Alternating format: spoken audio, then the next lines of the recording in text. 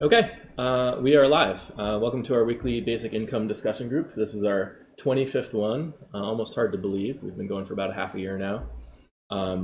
Tonight we're talking about Andrew Yang, who is a presidential candidate running on a basic income platform in the US.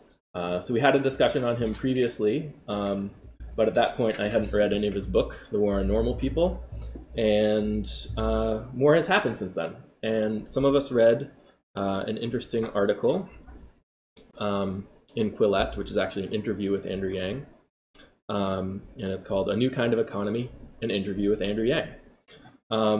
So I guess what I want to start with, so I mentioned he's running on a basic income platform. So he has kind of a particular plan, which is almost a universal basic income. It's kind of a version of a universal basic income. And he has some other interesting ideas, which were mentioned in the article as well as the book. So I want to start by going around the room and seeing if anyone has any important or any questions that they want to ask about Andrew Yang and what his platform is. Yeah. Go ahead, Well, I like his idea. I'm just very confused about how he plans on funding it, because he talks about the VAT, and according to me, the VAT is a sales tax. Right. So does he mean that the VAT would replace the state sales taxes, or the income tax, the federal income tax?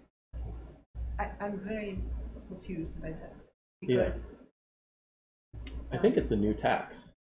it's on top of what we already pay. So pretty much, yeah. Both state tax, sales tax, and federal income tax. Yeah, I don't know if maybe some of those other taxes would, end up changing, but I don't think that's part of his plan to change those other taxes. Yeah. Okay. I forgot what he was. Did he mention any numbers? In terms of the amount of the basic income? Yeah. No, the VAT tax. Oh, in terms of the VAT tax, yeah, he does mention numbers in his book. I think it's a 10% VAT tax, and he compared that to the VAT in Europe, which is maybe 20%, or on average closer to 20%. Yeah, because he says we are the only country that does not have a VAT. One of the few, yeah. But he doesn't mention the fact that other countries, it's equivalent to a sales tax. Right. And so it's a bit deceiving, because other countries have a VAT, they also have an income tax. Yeah. So if he wants to keep both of these, then it's going to be a lot of, asking a lot from the American citizens. I think any new tax is kind of asking a lot for people. Just adding more taxes, people usually aren't happy with that. I think ultimately, I think ultimately, since the highest sales tax in the United States is maybe 7.3, I think, in California. So even 7.3 plus 10 is still only 17. Actually, in Washington D.C., I believe it was 12.5. All right. So. Oh, I see. So okay, so it still would be less than what Europeans pay. Still less than Europe. I don't know if he gets into detail about that, though. He mostly just compares us not having a VAT to Europe having a VAT. He doesn't talk about the sales tax, really. But the VAT is a sales tax. It's similar to a sales tax, yeah. So a sales tax is just a tax on the final sale of the good, whereas the VAT taxes each stage of production along the way. Yeah. But we still end up paying it. I mean, whether it's charged on the way to the consumer, right? Because then you get to refund it, whatever you pay for the materials that you need to produce something, that money you get back. Yeah, it's very similar in terms of how it works out. Yeah. So that was confusing to me, how that would work. Although now that you explain it, it's not really bad.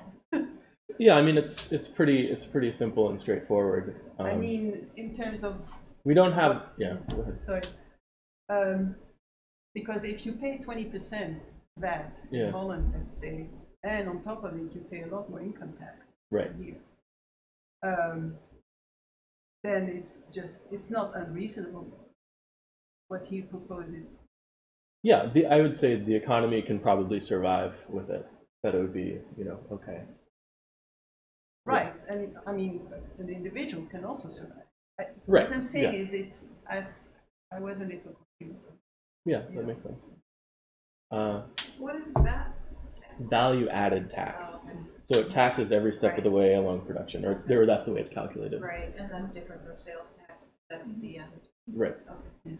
But, Okay, just clarifying that. Go ahead, Richard. There are ways to get around the VAT tax. Like I read a book a number of years ago. It's called Threads, that they like ship vests, as they call it, vests to the U.S. and then they sew on the sleeves here and they turn it into high quality shirts or whatever. Okay, so then they don't have to pay the VAT on that step of the process. Mm-hmm. Yeah, that makes sense. Yeah, a lot of taxes, you can find ways around them if you're clever, or if you have the resources. Yeah. Yeah, so do you have any questions about Andrew Yang? One question that might be... Yeah. Freedom dividend, why did you change it to that? What's the difference? There's no difference between that and the universal basic income. He called it the freedom dividend for branding purposes because it had, politically it sounds like, oh, everybody loves freedom and it's a dividend. Like, it's something you earn. Yeah, okay. Right, exactly. Right. But it's a universal basic income. And his plan is essentially, so this is Andrew Yang's book, but it's based on Andy Stern's plan that he wrote about in this book, Raising the Floor. And Andy Stern is the former head of the Service Employees International Union. Oh. Yeah. And maybe universal basic income already has as keen as they could be. Yeah. I think freedom dividend sounds like, oh, wow. Freedom dividend. What's that? It's universal basic income. Yeah. Income is also highly associated with. Oh, actually, you're on camera on this side and not on camera on that side. Hey, John. I might have to step out. Cool. So I think income has the connotation of working for it really strongly, whereas dividend is usually like an investment payout that you don't necessarily work directly for. So maybe people are more comfortable with a dividend you don't have to work for. Well, he also, I think, means that. Sorry. Yeah, go ahead. Can I? Yeah. Like in Alaska, they call it a dividend because it's everybody's. It's a dividend on something that everybody has the right to, or the natural gas or whatever. Yeah, I think a dividend sounds more like something you have a right to, or something that you earned because of something that's collectively owned by you and your fellow citizens. Whereas income, I don't know if it sounds more like you have to work for it. I think it sounds more like if it's I think the term basic income sounds like money for free. And he kind of wants to say, like, no, there's a reason you're getting the money. I mean, it's all just kind of framing, right? That's right. Yeah. So yeah. Okay. Brian? I guess I didn't read this article either, so. Okay. But I'd want to know why you say it's not exactly the same. What he's proposing, or what he provide. Yeah. I think there are a couple aspects of it. One is that it doesn't go to people who would be receiving Social Security retirement benefits. Yes. Right. Because they're getting that. So he's like, oh, they don't need the basic income. And then also, if you're getting other benefits from other social programs, you don't get the freedom dividend. So you have to choose whether I want to stay on food stamps and welfare and that kind of thing, but it's pretty close to a basic income. That's fine. I mean, well, that just like leads me down a rabbit hole now. So why could you not consolidate all that crap together? Yeah, and a lot of basic income advocates are right. Yeah. Okay. I guess that's all. Yeah. Michael. Questions about Andrew Yang or his policy? Yeah, we're kind of going around. Yeah, like if he wants to implement that policy as soon as he's president, is he planning on doing that like all at once on a federal level, just once pass a bill and start on Congress, or does he want to bring the states to sign a bill individually and just like one after a time? He wants to, yeah, he wants to do it at a federal level through Congress. Yeah.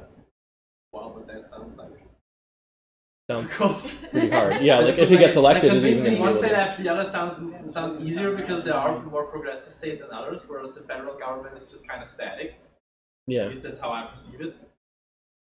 Yeah, I mean, I think that's right. I think there's some real political hurdles he would have to get over in order to make this happen. Right. Like just electing a president. 2018 congressional elections probably, either put a nail in his coffin or not. I mean, and then there's the 2020 congressional election that happened. Yeah, it's yeah. Go ahead. Just a lot of Democrats wouldn't be in favor of this either, though, which makes it even more challenging. Yeah, right. I guess well, I don't know. But to your point, like there's a lot of people in Congress who would be in favor of it. Yeah. So that's why I'm saying, like, wouldn't it be easier to just convince the states one by each other? Like California will implement that like this. So yeah, a state like Nevada or not Nevada, Nebraska or something would kind of hold back or something like that. Yeah, and I think it's also interesting because doing it at the state level presents some challenges as well that you might not have at the federal level, in terms of funding it. Like the United States government could run a deficit, and the states have less leeway to do that. I think, yeah. I mean, when I think about a properly implemented basic income, it does not have a tax associated with that. But you can't really make that happen at the state level. You can only kind of make that happen at the federal level. But that's not what Andrew Yang's plan is. Andrew Yang wants to do a VAT tax. And one more thing, would the Constitution need to be amended for that? I don't think so. Yeah, I think there's bills that pass and change the laws all the time that don't need to change the Constitution. Yeah. I don't see why it would. Yeah. Yeah. Well, the Constitution, I've read it, and it just says that the federal government is only responsible for like security inside the United States themselves, and for stuff that needs to be like regulated at a federal level. I've read articles about that Social Security, as you have it right now in the United States, is actually against the Constitution because it provides a social security system for everybody equally, instead of just letting the states decide themselves. Yeah, I think there are a bunch of things like that. The Constitution is for the general welfare, promote the general welfare. Yeah. And so you can have like universal health care and Social Security, things like that. Okay. Yeah, and I think there's a lot of gray area with regards to what's constitutional and what's not. That's certainly the debate. Yeah. That's not set in stone. Right, exactly. There's a lot of people that feel that way. Okay. Yeah. At least half. There are a lot of things the federal government does that a lot of people think is unconstitutional. Yeah. Yeah. And certainly this might come up against some of that resistance as well. But that doesn't mean it's impossible. Yeah. Okay. It seems conceptually in line with precedent related to other social programs, the way tax codes are changed all the time without changing so it's not obvious to me that it would be like a big departure from precedent in terms of the laws that Congress has. Okay. Yeah. But that's just my sense of it. Yeah. Nick, do you have any questions or thoughts about Andrew Yang and his plan? I was pretty confused by the stuff he said in there about some kind of digital currency. The social digital credit? Yeah. I mean, is that in bounds of the discussion? Yeah, definitely. So he talks about that in here. He wrote a whole chapter on it. Let's see if I can find it. But basically, he's trying to give people a monetary incentive to do things without having to pay them with actual money from the government's budget. So he's kind of creating a secondary currency, and he wants people not to think of it as money. He wants them to think of it as points they're earning for doing good things. even though you can kind of sell it for money and that kind of thing. But it's really, that's a very separate proposal, basically. Yeah, he thinks of it as complementary because he thinks of the freedom dividend, the basic income, as only paying for people's basic needs. And then, you know, like this other thing is part of, well, if people don't have jobs, how do you give them purpose in their lives? And you can have this kind of gamified, like, now you're helping people and earning points, and you can show off how many points you earned, and these points are this other currency and that kind of thing. What do those points go toward? I mean, what's the ultimate? I mean, yeah, I mean, like, what he talks about is you can have a tally of how many points you've earned cumulatively over the course of living your life. People can kind of compete on that, but then you can also spend them as a currency and trade them for dollars or for other things and that kind of thing. Yeah, like he compares it to Airbnb that gives you credits that are really not money, but they still have value. This sounds like an episode of Black Mirror. It sounds like No, really, my students keep telling me about this Black Mirror episode where you get money from likes or something. That's true. Yeah. That's it sounds like a video game. It's less for likes, and it's more about doing things that the government has decided are, you know, socially beneficial. There would be my problem. But that actually sounds kind of like a step towards a surveillance society, like 1984 or stuff like that. So you do good, you do good, you be a nice citizen. I decide what's nice and what's not, and you just do it. And if you're nice, you can get rewards. That just sounds an awful lot like I want to surveil everyone. Can you give us some examples of the kinds of things you would get these points for? Yeah, so he's basing this on the idea of time banking. I don't know if you guys have ever heard of that. There are these platforms where you can sign up to be a member and offer, you know, a number of hours of your time doing whatever it is that you do, and people can claim it. And the unit of currency is kind of like hours of time. Now these systems, they have one in Brattleboro. These systems can kind of work a little bit in smaller scale communities where people, you know, get to know each other in person and stuff like that. But ultimately what you're talking about is kind of a currency, but it's based on people's time, and different people's time is worth different amounts. So it's really hard to kind of like scale this up. But he wants to scale this up. Isn't the important part of this that you can actually trade it? Or otherwise it's really not all that useful? I think he would argue that all parts of it are important. He emphasizes the earning of points and the keeping score and like turning it into a game of like how you can participate in your community and be so yeah. So again, what are some of the things that earn points for? Yeah. So let me see if I can find a passage.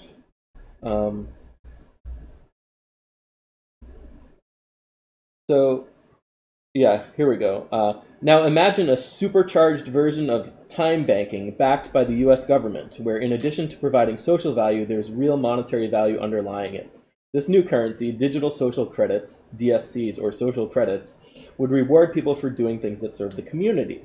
The government would seed each market with an initial investment, but administrators would be local. The DSCs would be targeted toward regions and communities that demonstrate a need for increased cohesion.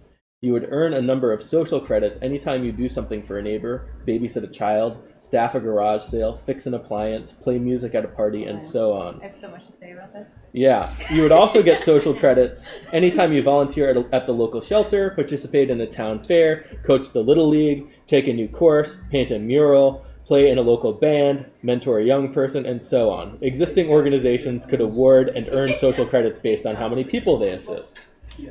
I still don't know what these points are Be a for. mother to your child. Yeah. That came out of you.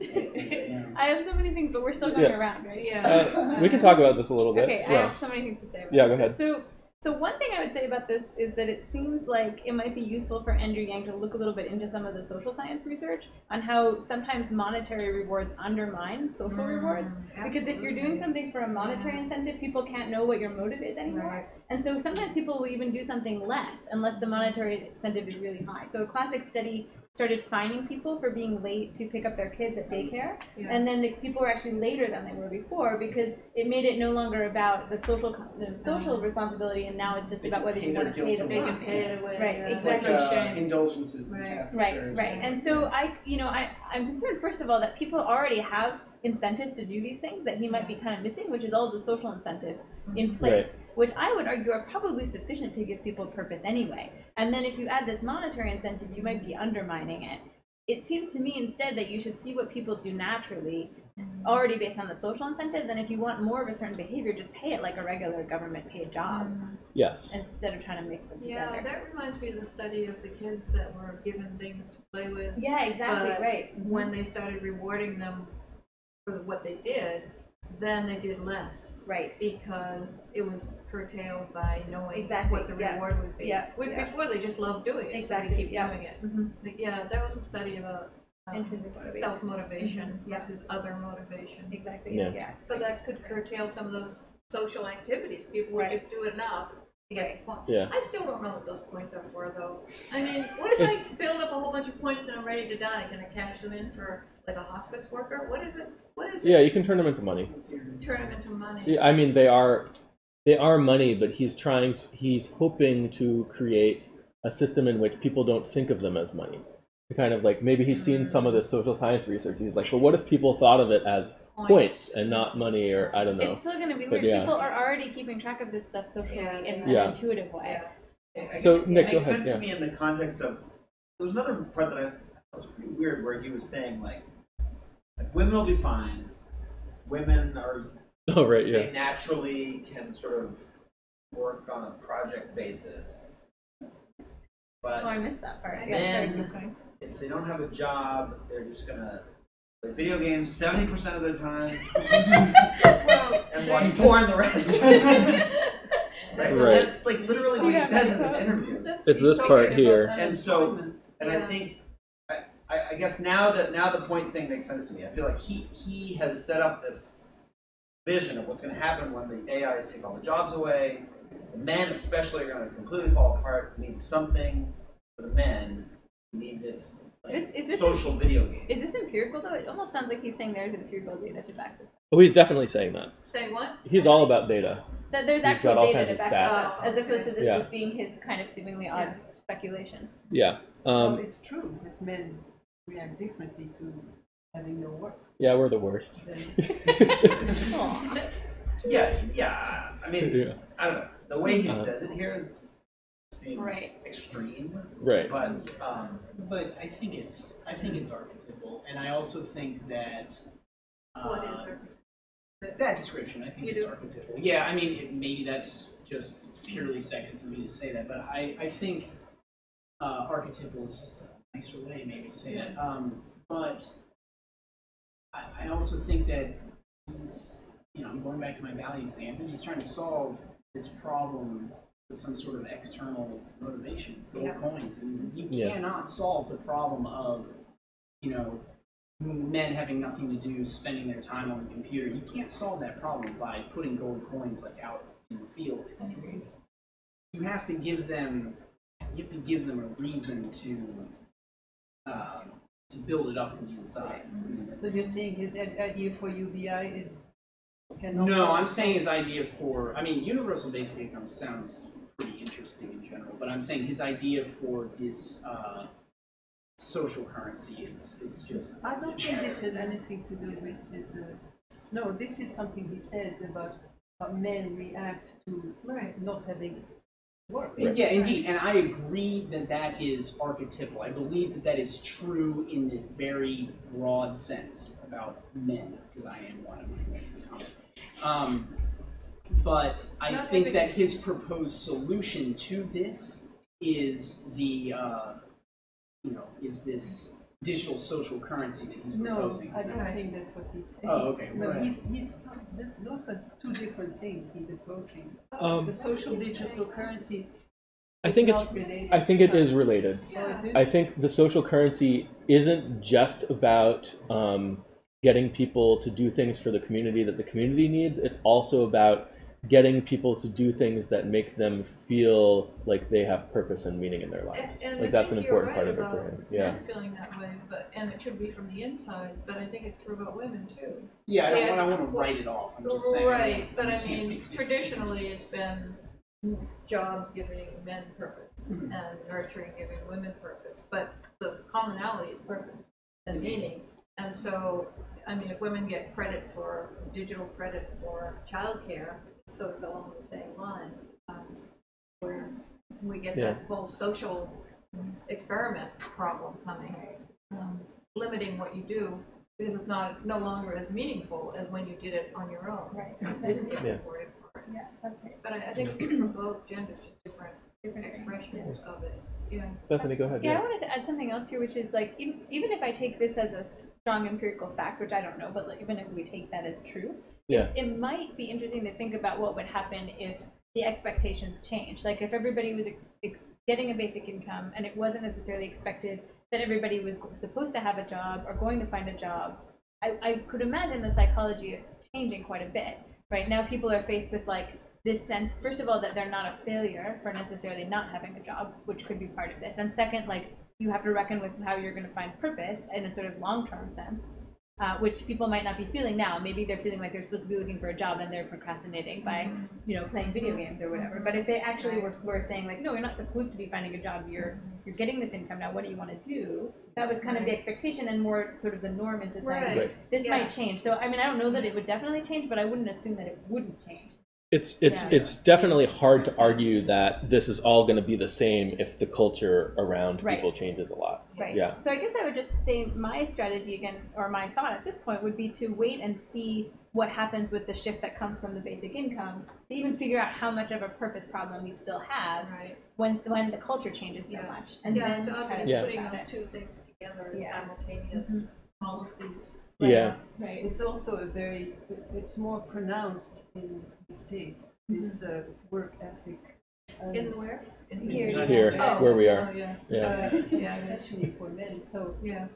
there is a difference in culture, even other Western European countries. Yeah. Yeah. So Yeah. I think he's trying to solve a few different things with this. One is that he feels, I mean, he believes in balancing the budget. I don't believe in that, but he does. And he's got a certain amount of basic income that he can afford, but he knows that other things need to be paid for. So he's come up with this kind of alternative currency system as part of that. So that's one problem he's trying to solve. And then another problem he's trying to solve is this kind of meaning and purpose thing. And part of this is the problem that maybe he imagines that his basic income isn't going to be enough to provide people the maximum benefit from what they could get from the economy. So he's supplementing it with this other thing that isn't going to cost anything. Really, maybe it's going to be backed by some money, but it's not going to cost. Like he's able to kind of like manufacture more money, that kind of thing.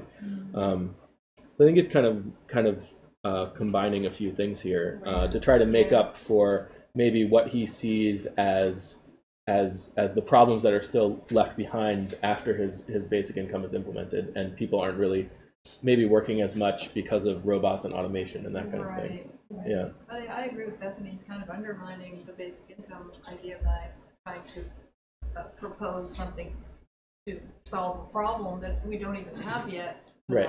I mean, And yeah. that's a big way to go. And- the basic and- income itself. Right, and I certainly agree with Bethany that there are things that the market isn't going to do. There's a role for government in terms of providing benefits to people, like infrastructure and that kind of stuff, and those things need to be paid for. And maybe some of the stuff that he's trying to pay for using these social credits falls into that category. But I agree with Bethany that if you're going to do that, you can just use actual money, and then it's just actual money. Yeah. But first, we need to look and see what's not being done, Right, and then make up the difference, Right. or have a reasonable model for the kinds of things that people won't have the incentive to do on their own that need to be done for the economy. Yeah. Maybe as opposed to for people's own self-worth of contributing, and then maybe break that out as a separate issue, like how do we get people to be happy and engaged in their lives. Right. Maybe video games is a good thing. Maybe people feel really good about some video games, or maybe they play sports, or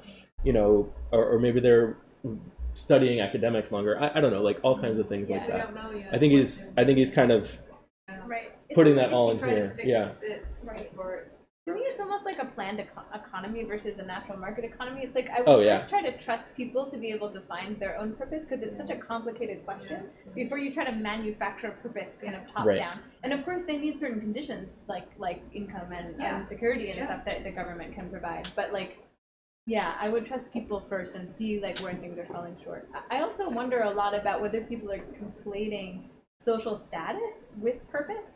A lot of what people are lacking, I think, when they're unemployed right now is social status, or the sense there's shame or a sense that you should be doing something else that goes along with unemployment. Yeah, Yeah. and it was Chris who was here when we talked about purpose. Right. And he talked about his neighbor who was an executive who thought Right. his whole purpose in life was Right. that job. Right, What but- would he do without that? Right, job? but how much of that is the respect or the It social is. status Oh, from it's other a people? huge amount of right? how he's viewed. Exactly. Yes. And so if it's no longer viewed as lacking respect, Yeah. or not if you're no longer losing out on social respect when you don't have a job, it's not clear that there's a problem left. Just like when the expectation for women maybe changed to be working more, then maybe people felt like they needed a job for purpose, and before they didn't.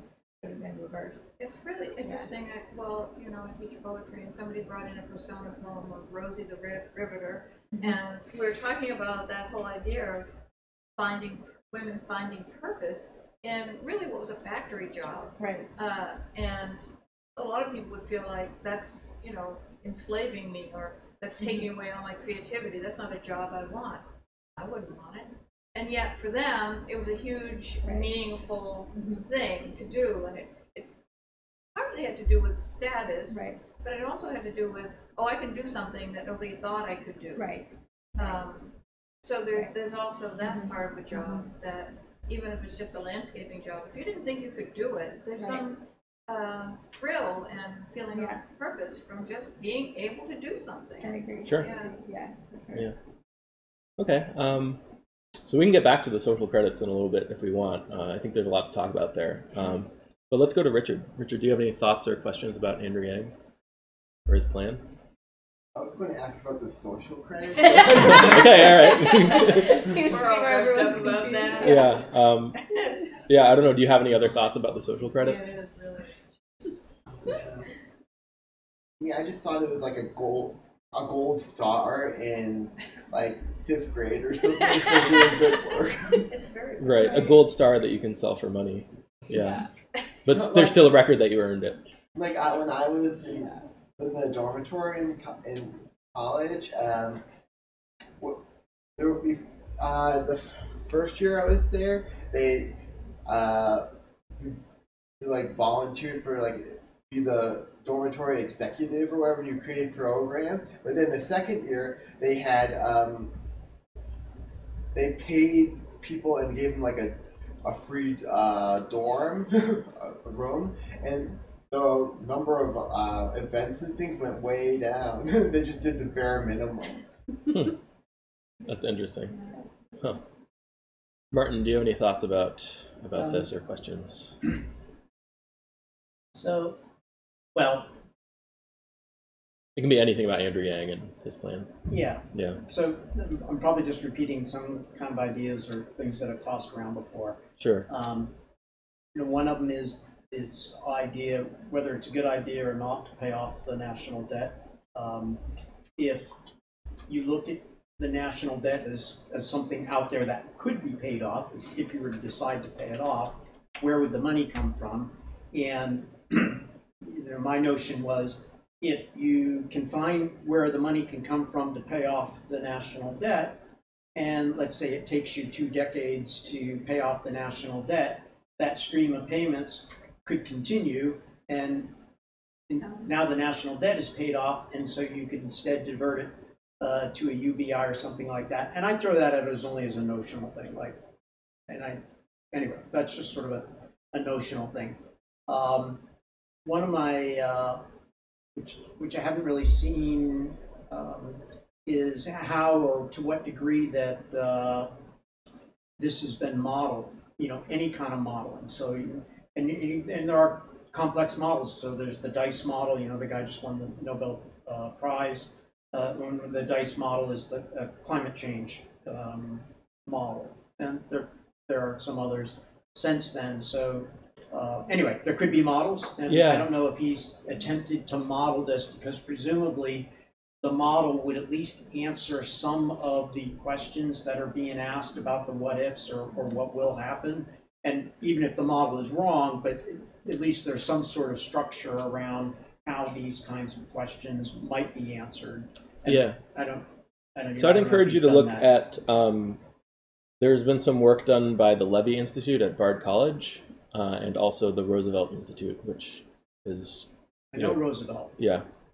So there was a paper that I saw out of the Levy Institute, I think, that talked about the effects of basic income on GDP and taxation. I've read papers on outcomes of UBI. And, different. I'm just wondering, has he?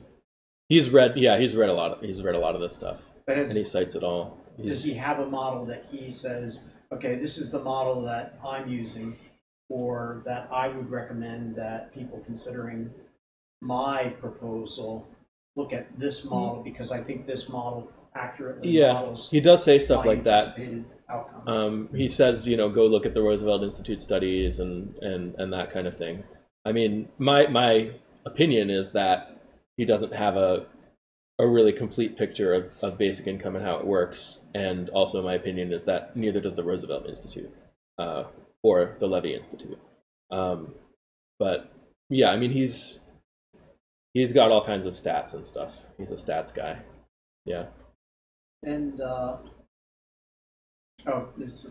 as some of the questions were sort of being asked, this is just sort of peripheral. I mentioned that book, Radical Markets, and one of the things at the end of that book, Radical Markets, essentially, I think what the book suggests is that you can think of markets as a computation machine, and then they go on to sort of show like how many computations the market as it exists today is capable of, and why there are no supercomputers or other devices that are capable of similar numbers of calculations, and that's why markets, so to speak, outperform any computing technology that we have today. The book does in an interesting way into this question about like credits and and all the rest of it, and something that maybe sounds like a planned economy. The book gives sort of an estimate at what point there might be computational power sufficient to better compute than the market computes today, and at least notionally. Yeah, and I mean, I don't think you ever could, because the market itself is using the computational power of people's brains, and even actual supercomputers are participating in the market too. So, as the computation gets more advanced, the market's going to get more advanced too. So you're always going to be playing catch up, I think. But there are things that we know that it makes sense for the government to pay for, just because of people's incentives. It solves tragedy of the commons if people are acting in their own self-interest but not in the collective interest. And there are times when we can know that, but that's different from saying we can plan all the markets. Like, there's an important role for markets, and they're very efficient at what they do. I had one more thought about this social, did he call it digital social credits? Yeah. I think what he might actually say or try to encourage is to have more of a social awareness by encouraging people to get points to help others. And I think he talks about that, doesn't he? That a lot of the foundation for having friends to support you when you have hard time, that really is deteriorating. And so maybe what he's saying is that he wants that type of activity to have more value. Yeah, he is saying that, and he's not just hypothesizing that this would happen. He's he's gone out in the world and he's seen, these places like Brattleboro, Vermont that have these time banking systems where, there's, a guy who's kind of lonely and not really, doing anything productive with his time, and then he signs up for the time banking system. Now there's all these people who need help with these odd jobs, and he gets to meet people, and he sees people being happier as a result of that. Yeah, go ahead. It seems like the value there, though, is coming from being able to match up the people who need a service with the person who wants to offer the service, which seems like it could be separated from the points and the money part of it. Yeah, so the question could be, how important is the currency in the system, or is that just kind of not gold stars, but is it just kind of an excuse, and what you're really getting is the matching between people who need things done, and people who need help, and people who want to help, and people who want to participate in the community. Yeah. Yeah. You mentioned uses it as an excuse. Right. Yeah. Go ahead, You Brian. mentioned that it works. That you can say it works in usually small communities of, let's say, 150 people or less, because that's like a number. Well, Brattleboro is bigger than that, and I think their time banking system is bigger than that. But go ahead. Okay. Yeah. So, it just sounds like you're trading. I'll cut your kid's hair if you mow my lawn, like that. Isn't that what it just is? And the whole reason we developed, green pieces of paper was so that we can do that just across the whole world and not have. Yeah. It's just like I don't know. So yeah, it's almost reinventing the green pieces of paper in the sense that it's not just I'll cut your hair if you mow my kid's lawn, but it's more like I'll check that one. Damn it. Yeah. So It's fun. It's more like I'll go around cutting everybody's hair, and then someone else in the system is gonna go around, mowing everybody's kid's lawn. Yeah. Right. And that kind of thing. So it's less tit for tat, and it's more like I'm contributing to the system, but the system is also, providing something for me. So what do we call that? We call that a market, right? Yeah, exactly. Yeah. And what do you call the units that you're trading? You call that a currency. And right. It's Well, yeah, it's what you said. It just Yeah. sounds like you're reinventing, because if you take this idea of a small time banking system and scale it up, like, you have to support that with some sort of independent holder of value, which would be a dollar bill or a star. So, And I think there's this real problem that people don't have enough money for these kind of markets that there's really room for to emerge. And something like a basic income would certainly help with that all on its own. And then there's also the problem Bethany was saying, where you kind of want to match people up, and that's kind of maybe somewhat of a separate concern. Yeah. Were you going to say something? Well, I was going to say partly what you said, which is you could be seeing this emerging because it's basically reinventing new currencies where people don't have enough of the other currency. Yeah. So some of this might be, like, if you gave people more currency, some of this might be solved that way. Yeah. And then what you had left would be what people want to volunteer, and then what they want to volunteer without necessarily getting anything back, could be matched up into some sort of matching system if they couldn't find each other. Seems like it might naturally sift into those two categories, just like helping people find each other to volunteer. And the other thing I was going to say is just to re-emphasize that sometimes the most joy and purpose comes from things that are not being clearly done for an ulterior motive. So just to emphasize again that I think there could be a real cost to this kind of point system. And I forgot to mention another week, like the example of the Burning Man Festival, where people pour like a ton of volunteer time and a ton of their own money into like all these projects just to make other people, have a good time basically at this festival. And experientially, a lot of people report that the fact that it's obviously not for much ulterior motive, like there's no money, you don't even really see people again and stuff, seems to amplify the enjoyment and the purpose for a lot of people. So again, kind of this is sort of the opposite of that, and it seems like people, might lose a lot with turning it into something you're doing for points instead. You might just need to give people the opportunity to have the time to do these things for free that they enjoy. Yeah. It's kind of what we're talking about with civic engagement last week and Burning Man, and having a basic income would allow people to do a lot of the things that would ordinarily be voluntary. Yeah. It might fit into his idea of digital social. And it would not only allow people to do things that would ordinarily be voluntary, but it would allow people to actually volunteer more, because Right, yeah, 'cause maybe they they don't have have more to be time. spending their time working That's right. for a job as much. Exactly. Yeah. Yeah, that's what we're talking about. Yeah. Yeah. Also, like I study reputations as their own kind of incentive, and I feel like he might be kind of missing that perspective. Reputation? Like reputational returns, like people, people want to be your friend, people want to date you, people want to hire you back, or like cooperate with you in some way, and these things matter a lot to people as their own kind of incentive. And I feel like trying to turn it again into money is sort of missing the fact that there's a lot of genuine, natural, intuitive social incentives already happening that are going to motivate people. Not, for example, like, does the person who plays video games get the most dates? Like, maybe he does, but if he doesn't, he might end up naturally being motivated to go do something else. So there's this element of social motivation that I feel like he's also maybe not tuning into. And he's of course, he's not ignoring reputation altogether, because he wants people to show off how many points they've earned. Right, but he does. He's so. I think the way he frames it in the book is that, because it's not really money, or like he frames it as not really being money, that people don't have to be ashamed of like having too much of it and showing off and that kind of thing, because it's really points for doing good things.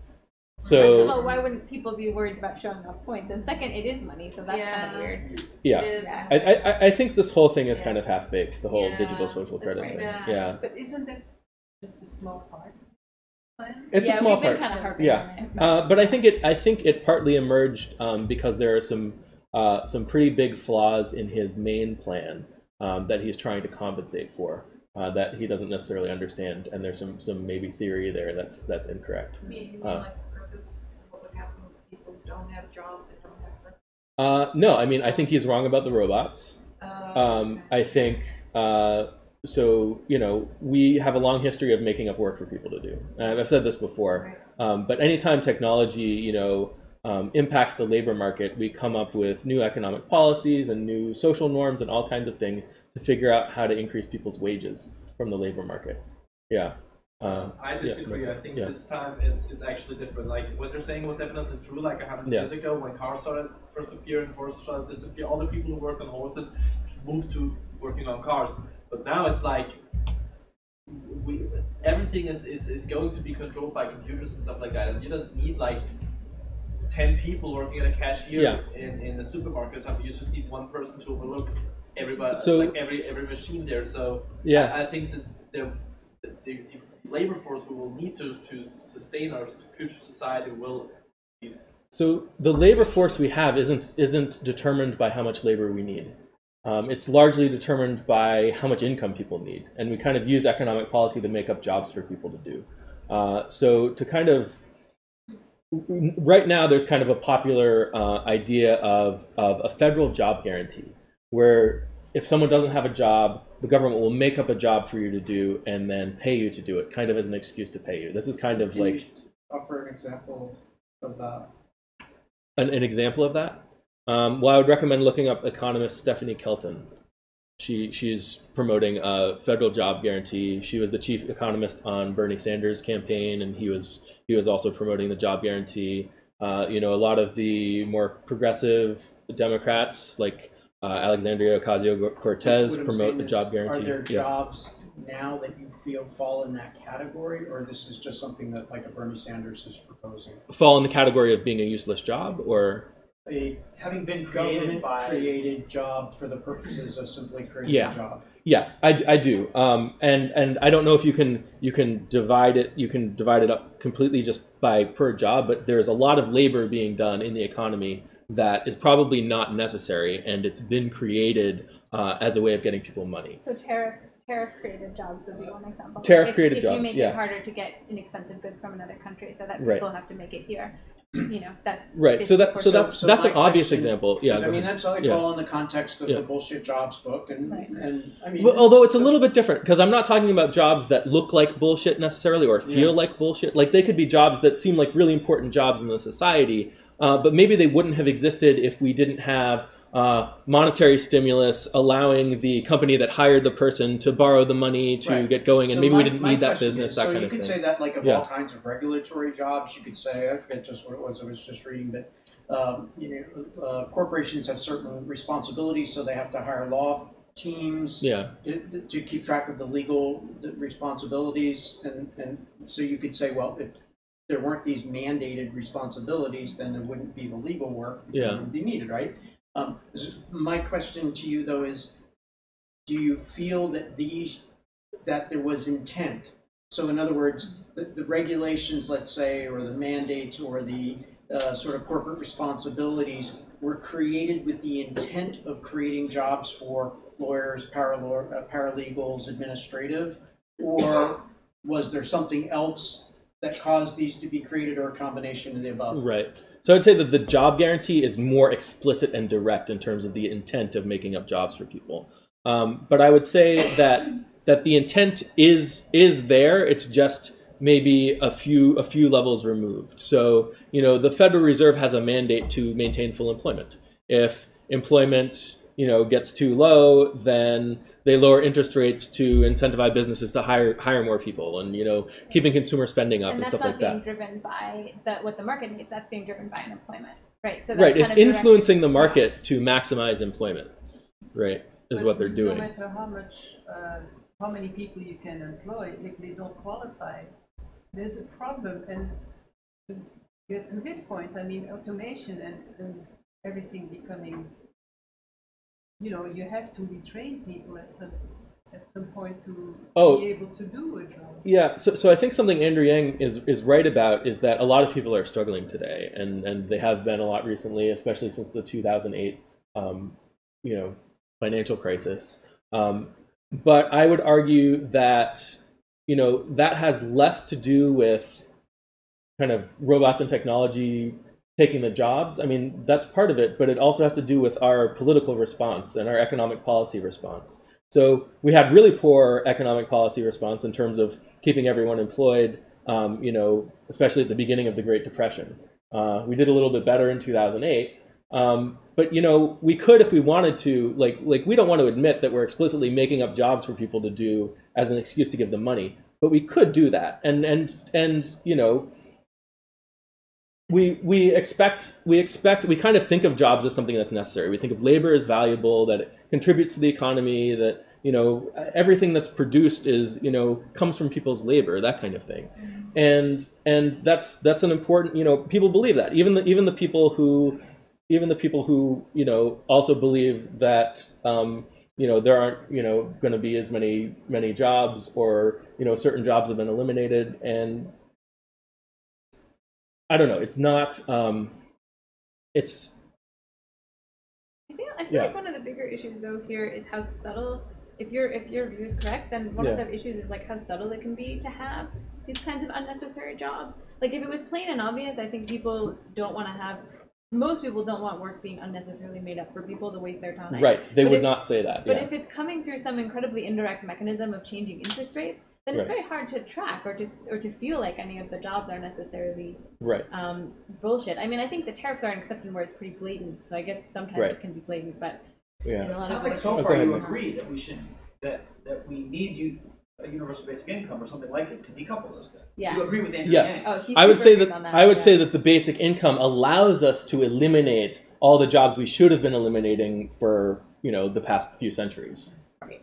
So the disagreement would just Right. be So, that, but in the end, it's like a decoupling of those things in a way. Right. So you share Andrew Yang's vision for that, at least in the kind of the end point Yes. of that transition. Yeah, I would just say it's less that all the jobs are going to disappear and we need a basic income. It's more we need a basic income to allow the jobs to disappear, because otherwise the policies will prevent it from happening. Right. And so, but you were saying you thought that the social credit thing was related to kind of a flaw in his. Yes. That was a different flaw, I think, though, right? That was just the flaw that, well, it was a couple flaws, but the main one is that maybe his basic income is not enough. He's picking $1,000 a month kind of arbitrarily. And if you want an optimal basic income, you know, it depends on how much consumer spending the economy can handle. So if you've got room for more money in the economy, you know, it's kind of silly to make up this alternative currency. There's room for more spending. There's room for more stuff to be done. I see. You're saying that it's to sort of top up this $1,000 a month. Mm-hmm. Yeah. That's part of it. Yeah. You kind of have to guess a check. You do. It seems fine to just pick 1,000. It's fine. It's fine to pick 1,000, but then you pick 1,000, and then you're like, okay, how's the economy doing? Yeah, it might right. be 10. Right. Yeah. and then you adjust. You adjust based on what's happening in the economy.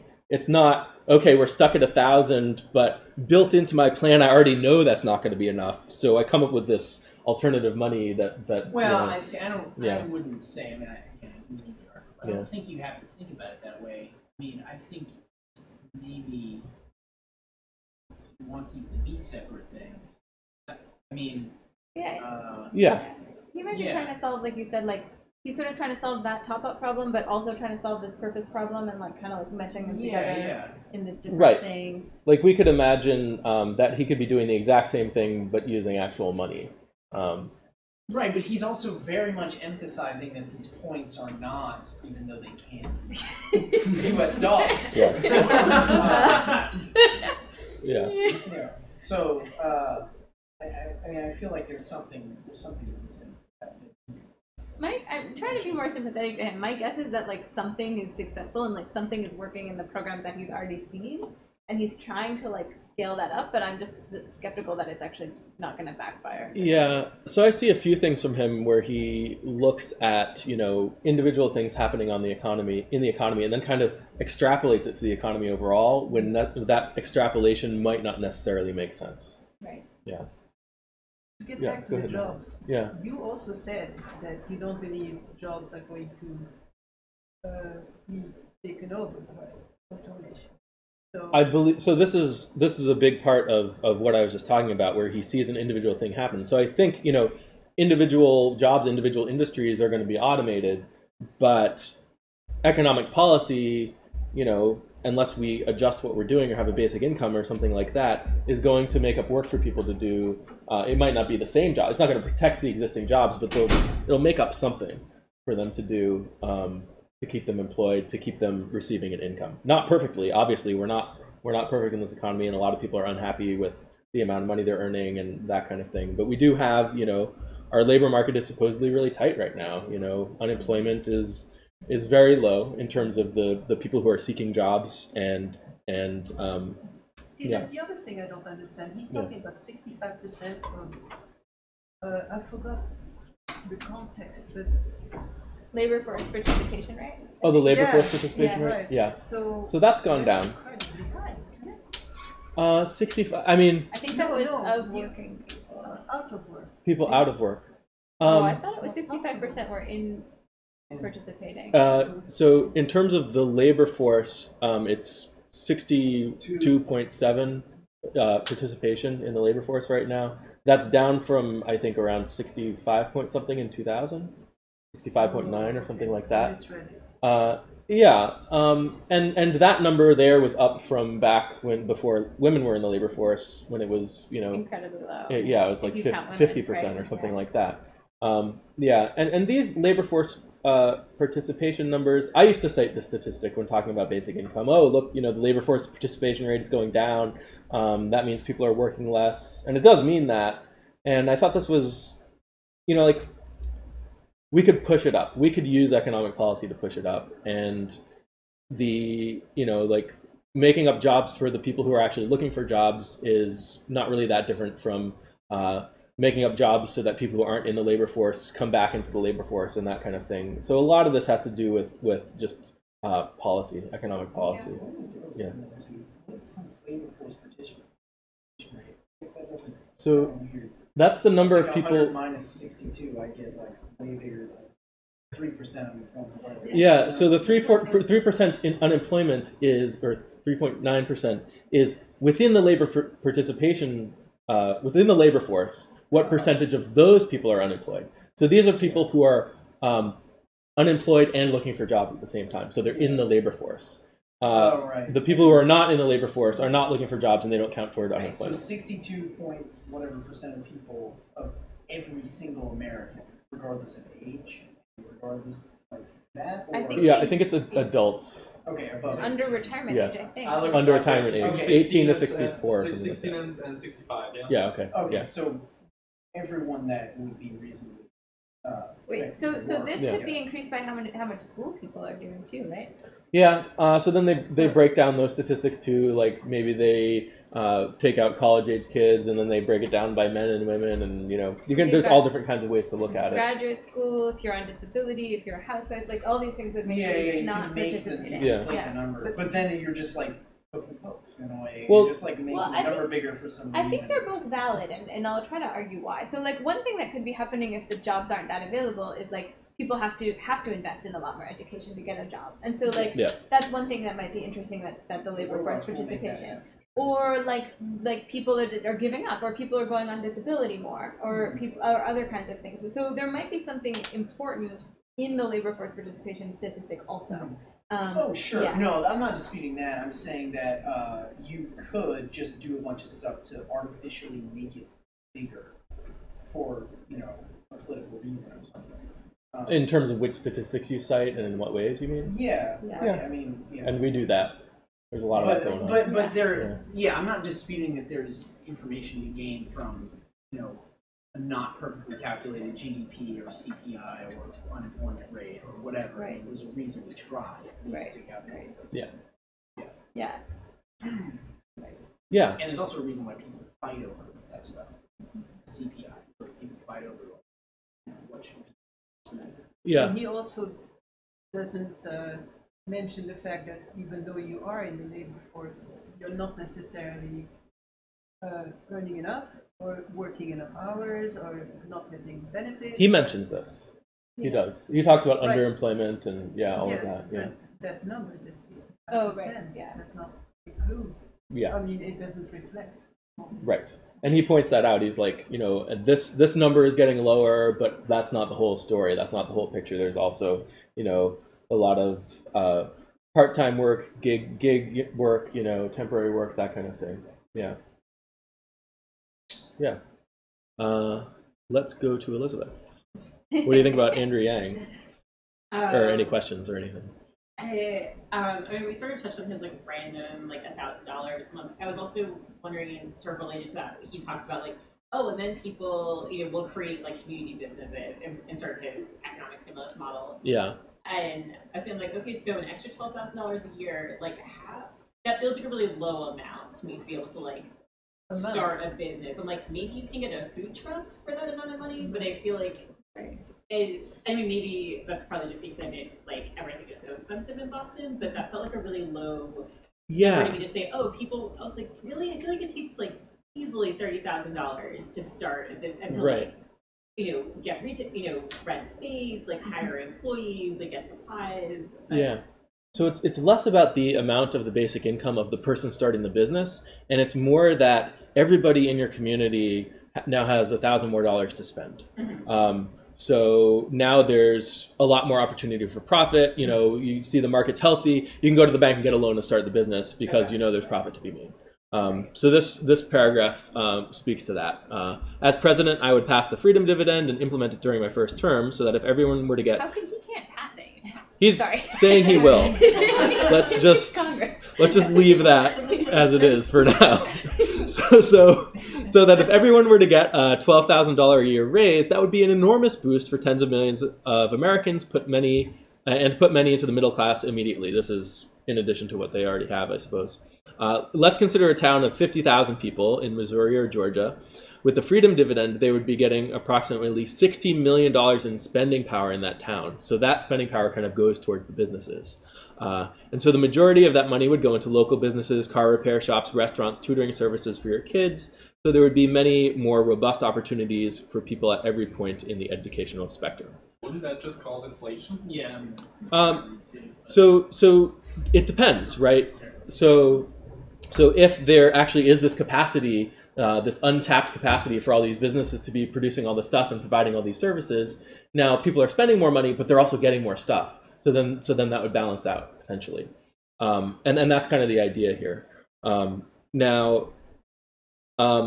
I think he's right that people having more spending money is going to, allow more businesses, more local businesses to operate. It'll create more jobs, maybe, that kind of stuff. All that stuff is true, but I think that's kind of a side effect. I don't know if our goal should be to create jobs. He's very much oriented towards, even though he's basic income, all the jobs are going away, he very much cares about creating jobs for people and making sure people have high enough wages and that kind of thing. And he says, you know, one of his arguments for the basic income is that it would actually help with that. But, you know, more jobs will be created, but the real effect of basic income is that people are going to be able to buy more stuff, and we're going to be able to produce more stuff for them because there's money to incentivize that production. So I think I feel like his priorities are a little bit off in the job creation thing. I think jobs are just something that are, you know, labor is kind of a resource that's necessary to producing some things, and we don't necessarily need more of it unless we need more things to be produced with that labor. Does that make sense? Yeah. Yeah. So I disagree with him. Or does anyone have any comments before I say the next thing? Yeah, Madeline. Yeah. You say it's not necessarily the job that matters, but the production. Mm-hmm. But how can you buy product? Yeah. With your freedom dividend. Okay, so even then he is right. The job or dividend is important. Right, the income is important. I would say I like to separate those two issues, like the jobs and the income. Like everyone needs to be able to buy the stuff that the economy can produce. Yeah, go ahead, Joe. So I've been in and out because I basically airdropped into town, and I'm here because I love you, and because the subject is very personally important. Yeah. I can make a couple of observations. Yeah, go ahead. Like personal impact and cultural impact about the freedom that $1,000. Yeah, so as you know, I'm disabled and still trying to, in the process of healing SSDI denial. So over the past year and change, since I've really come to recognize, like, I have to begin creating something, like, and I'm waiting for this money so that I can subsist. But also the like, I'm waiting for my basic income.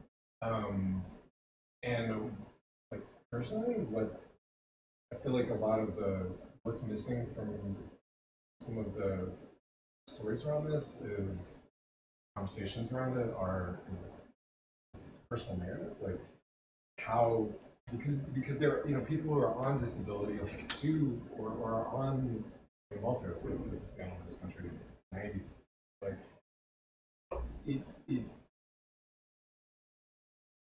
the human element too, like you're also talking about people who are disabled being able to subsist. Like that's why it gets out of jobs for me. Like that's an easy thing for me to go, well, jobs, like we should not have jobs. Like, jobs should not be mandatory. And becoming disabled like really changed my perspective on that. But like in terms of so that would free me up to actually create, because I can create. I just right now I'm living off of other people's donations to me personally. But taking it a step bigger about cultural impact, like the rock music that came out of the '70s in England was like possible. I mean, the working class wasn't doing so well, but the dole still existed. So you had kids with nothing to do, but they at least had the resources to buy a guitar. And then, I mean, hip hop was created because of the New York City blackout in 1976, I think it was. And there's a great podcast episode where Grandmaster Kaz talks about this. There was a blackout. Economy was terrible. Nobody had anything to do. It was just a bunch of poor kids, like nothing to do.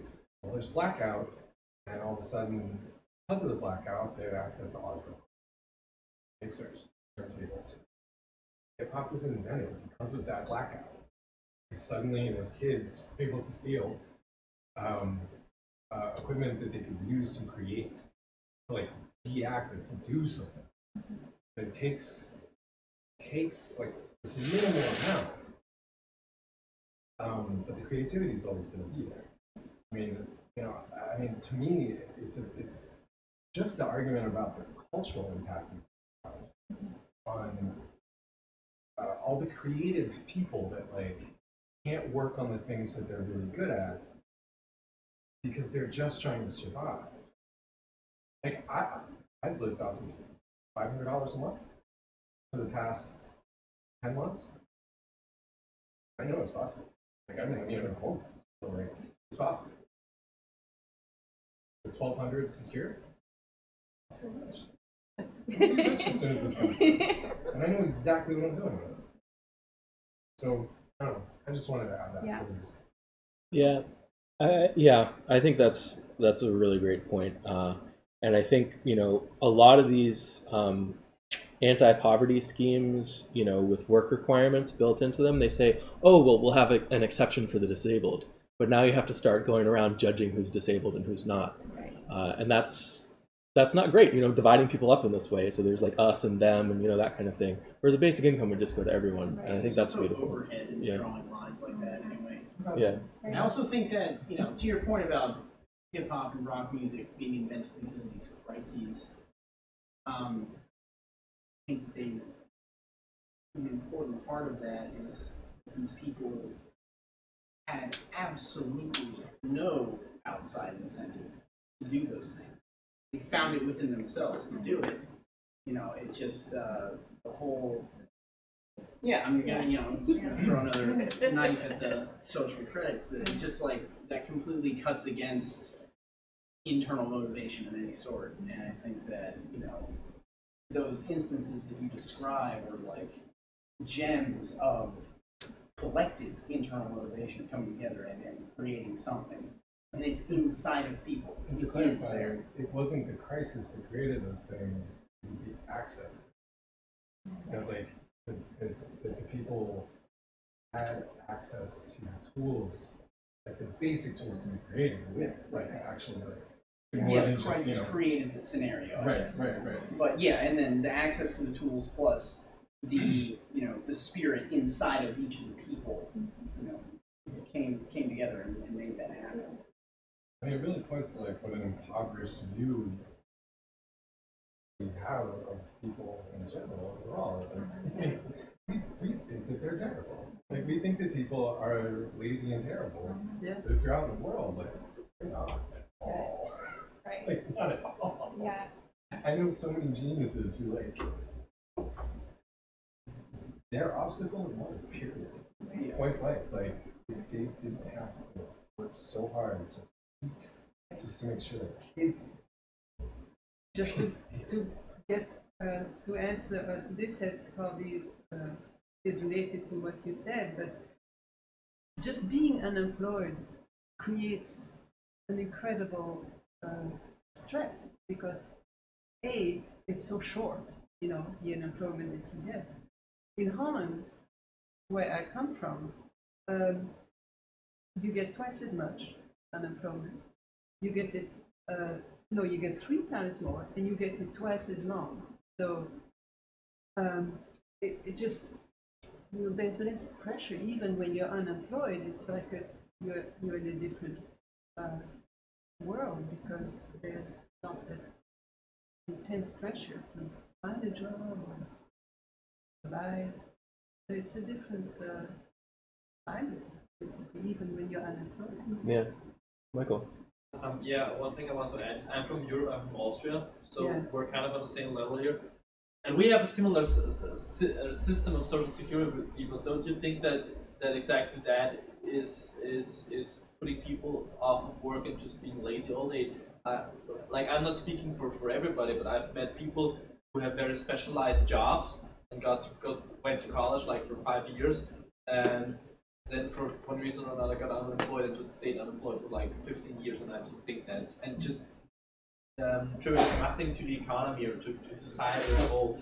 I think it's bad, and I think that the amount we give poor people or like unemployed people in Europe kind of plays part in it because you can just basically live off of it and live a Well, I'm good sure life. some people take advantage of it, but I don't think it's the majority. And I mean, you just heard living on little money doesn't remove your creativity or your desire to do something with your life. Yeah, go ahead, Bethany. And ultimately, like, if the economy doesn't need the productive work of a person, to me, it seems really problematic to kind of force them to do unnecessary work to get an income, whether they use the time in a way that you like or not. It sort of gives people the freedom to use the time that they want. in a way that they want, right? So I think the idea of the concern is that we really desperately need the labor for something productive, and yet people are sitting around doing whatever is what we think is less important. But as you were mentioning before, you also seem to feel like automation is going to maybe even increase the degree to which we don't need that labor going towards something productive, at least in the economy, right? So then what's the option? Like, what do you do? Do you kind of manufacture busy work for people and take up their time to get an income, or do you see what I mean? Yeah. Also, yeah. There's so many jobs that if they just paid a living wage and really satisfying. Like, I really enjoyed serving food. It's satisfying for people. Like they're if the dehumanizing aspects weren't a part of it, they don't have to be part of it. Right. But like if I could survive doing basic construction work, that's really satisfying. It was to me. Right. Yeah. It wasn't gonna burn me out and still make me poor. Right. Like, Right. Yeah. Go ahead, Richard. One of Harper Lee's friends gave her a basic income for a whole year, and that's how she was able to write To Kill a Mockingbird and its prequel. I forget what that's called. Right. Watchmen. Yeah, we often bring up these examples like Darwin was independently wealthy. So it's also like possible that, even if a small percentage of people does something like what Darwin did, that's a better use of people's time than manufacturing work. Yeah. Okay, I see you though. And I've said this before, but I think some of the most important things that humanity has invented and developed over the course of history have come from effort that nobody ever would have thought to pay for. And that's just by virtue of, rich people are rich and they go do what they want. Right. And, all of academia, like the Society of Letters. Yeah. And I mean, now people are paid, but not in the beginning. Right. It was, independently wealthy people for the And there were plenty of independently wealthy people who contributed nothing. Now, was that a problem? We don't remember those people in history. We remember, Galileo and Leonardo da Vinci. At least, things to their friends and family. Right. Michael, you're pointing to like a separate crisis that's not, I would say, it's just not economic at all. It's sad to see people wasting away, but it's not necessary for them to be working if the economy doesn't need them to do it. But it does. It does. It's. I just said it's sad, to watch a person, not be doing anything to make themselves better or make their environment better or their community better or whatever. But I think that's a serious problem. I'd say it might even be a more serious problem, and it's a problem that every single person has, no matter who they are. But I don't think it's economic at all. I think it's just like. Yeah, well, probably those people, since they chose not to go back to work, felt like they were worse off work. Yeah, they felt like they were wasting away more in those jobs. That's possible, yeah. I mean, that's maybe sort of a generous way. You guys just have like the slightly opposite ways of doing this. People have if it seems tragic, right? Like they're wasting their opportunity. I know a lot of people who don't work nor and they are perfectly happy. They're not So wondering what kind of go ahead, Joe. Might be happening that is invisible. That's right. Taking care of the children, taking care of other relatives. Just the freedom to attend school meetings for your children. So I mean, there's a lot of invisible labor that happens in a life that doesn't end up on an account. So my question for you, Michael, is your friend happy?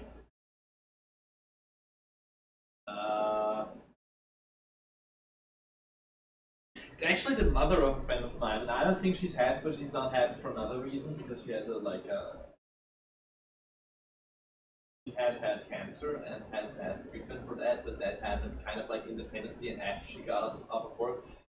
So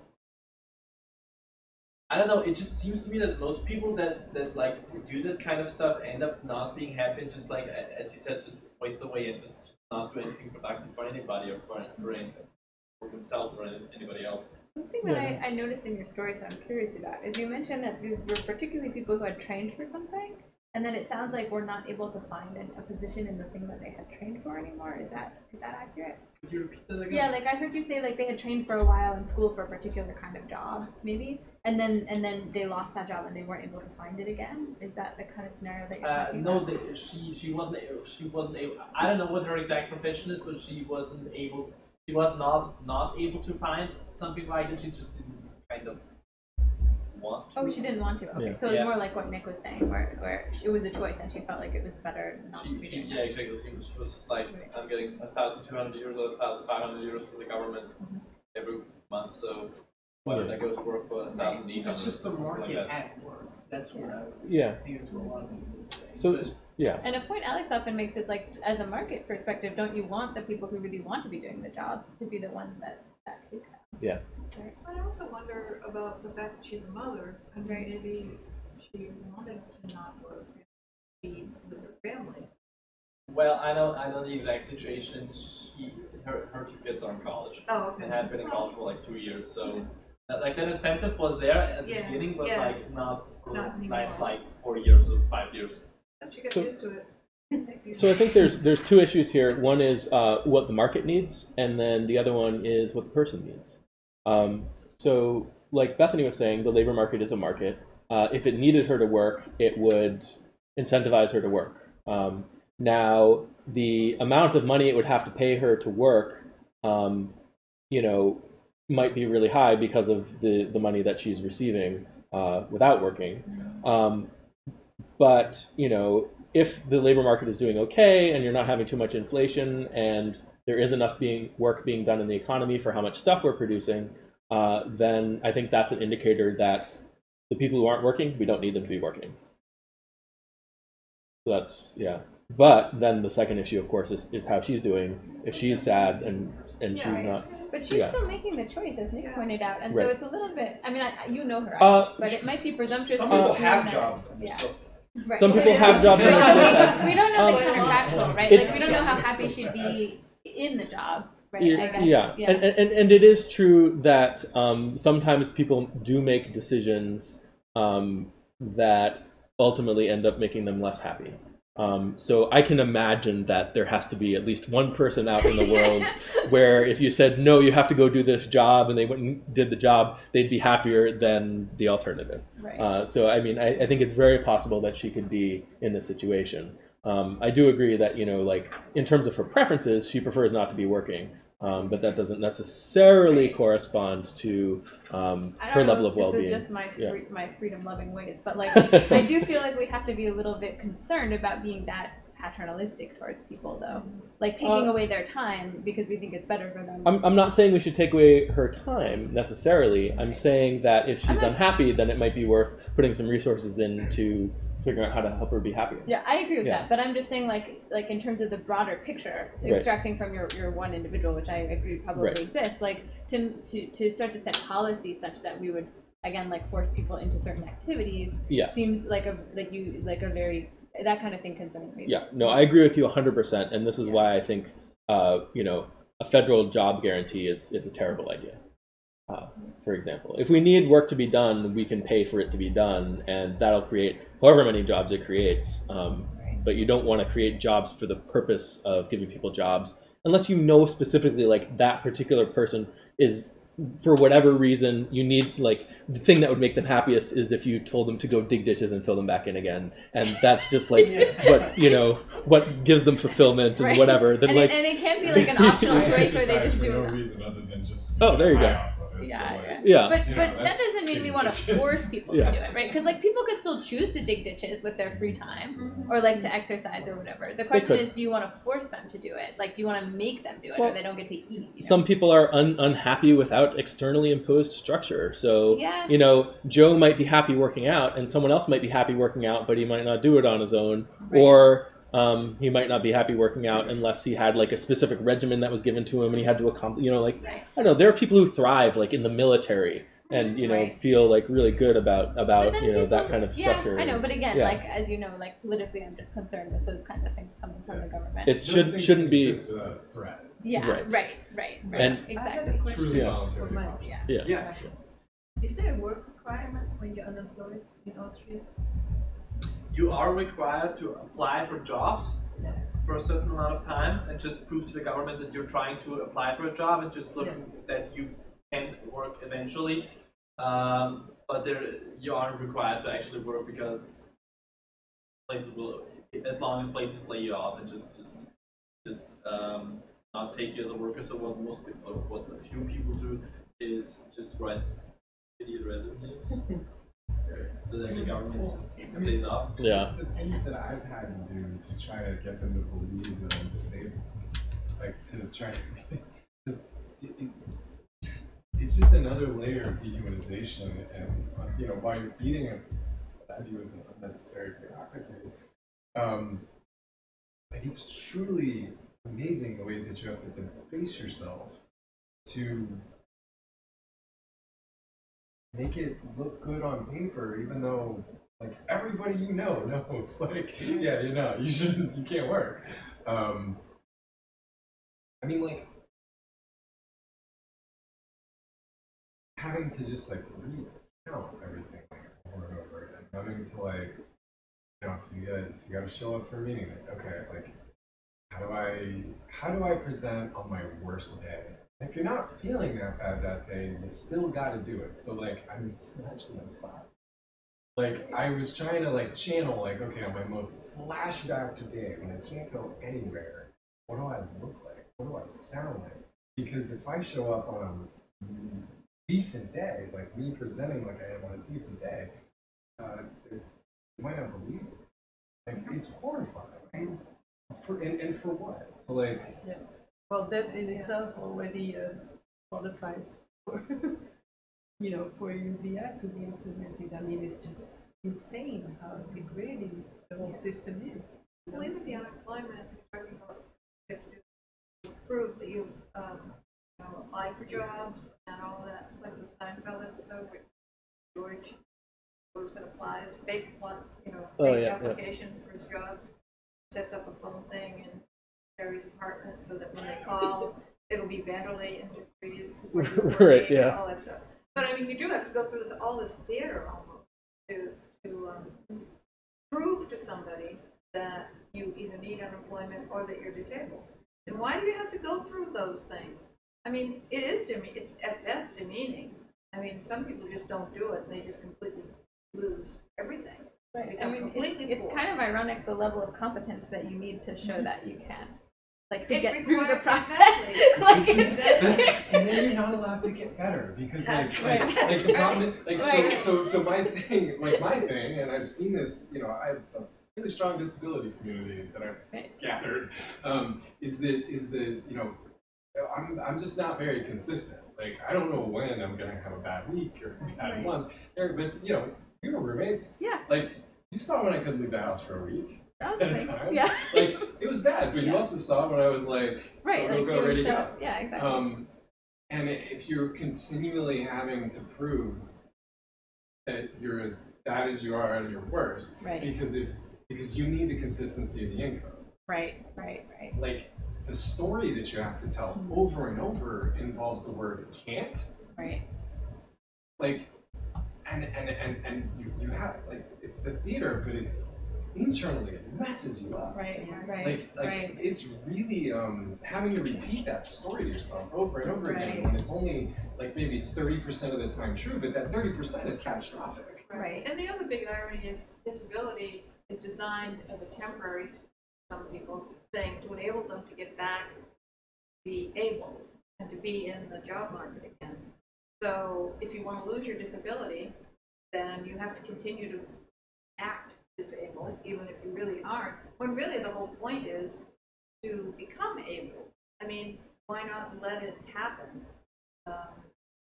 Universal basic income would not have that kind of structure where you're going through all of these different layers of, you know, phony activity or self-denigrating because of the state that you're in, or all of that stuff. Right.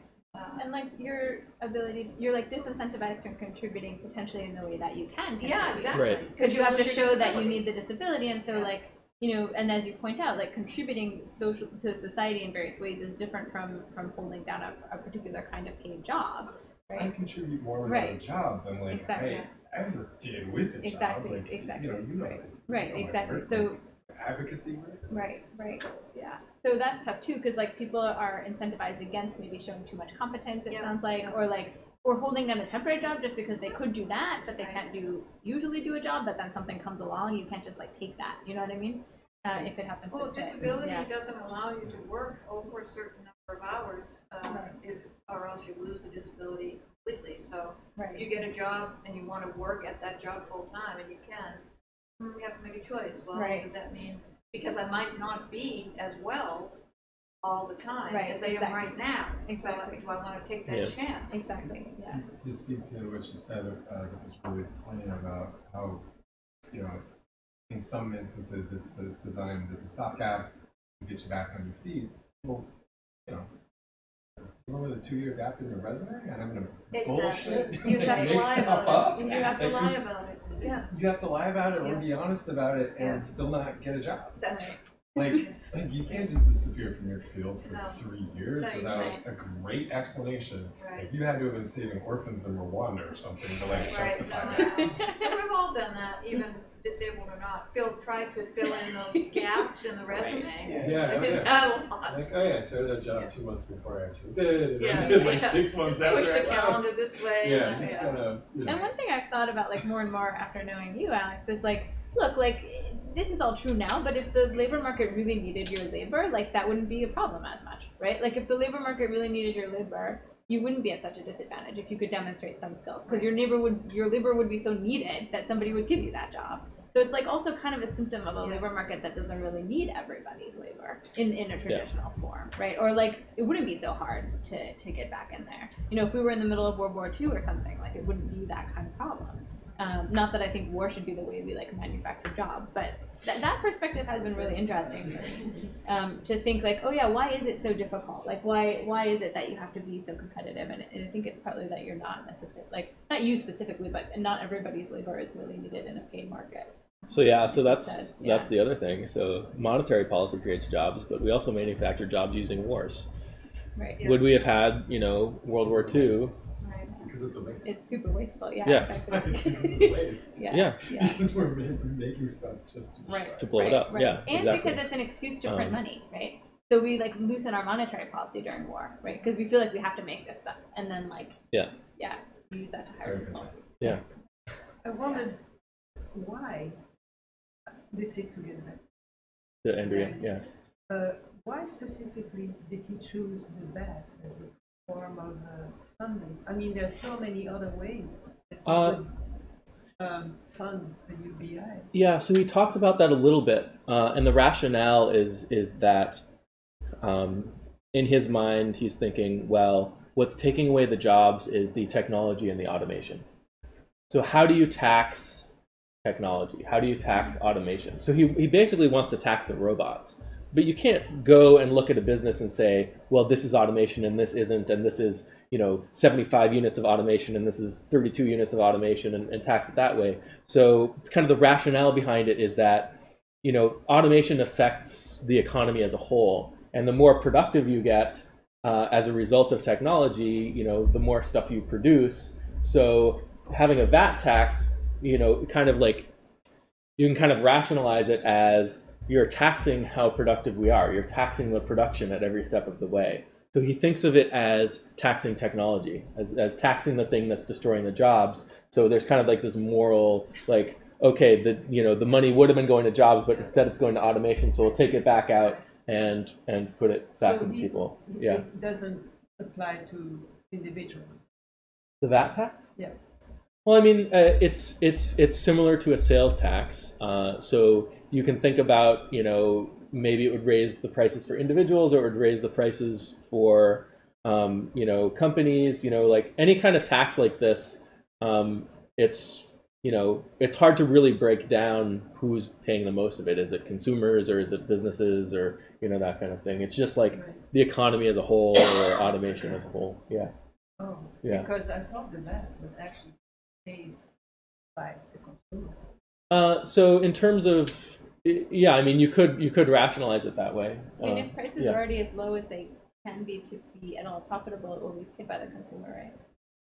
Yeah, I mean, unless monetary policy is keeping prices stable, in which case, you know, the tax-free price of everything went down, but the actual sales price stayed the same, and now you have this tax in between or something like that. I see. I mean, there's different ways to kind of skin this cat, and you can say, oh well, consumers are paying the taxes or businesses are paying the taxes, or it doesn't really matter in the end. And this comes to kind of like one of my biggest complaints about Andrew Yang, which is a disagreement I have with pretty much everyone. That taxes don't actually fund government spending. Yeah. Yeah, Brian was waiting for that. Before, no, Alex. In theory, in Alex land, you just give everybody $5,000 a month, and you wouldn't have to do anything with extra taxes. Get rid of all the taxes. Right. Like, how extreme can you be with that? Well, it's so long. How is that contrasted with what Martin said earlier about, like, in theory, if we paid the deficit off completely and then the government was, you know, at zero, and then they just had all, and then they started to get extra money that they could push back. Yeah.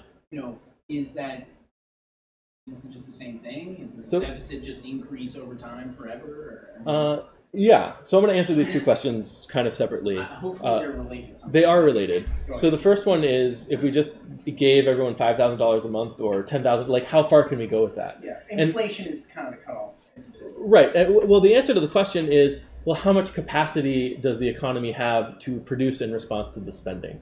So kind of related to what I was saying to Michael before is that if the economy has enough capacity to produce $5,000 more worth of stuff for every consumer, and every consumer is spending $5,000 more, then you're going to get that much more production, and prices are going to stay the same. So that's your constraint. What is the productive capacity of the economy?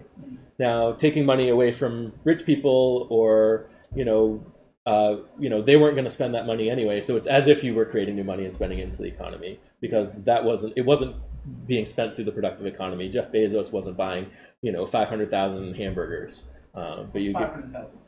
Or he was buying some Porsches, but maybe not 500,000 of them, right? Isn't that money that he has taken away from the economy?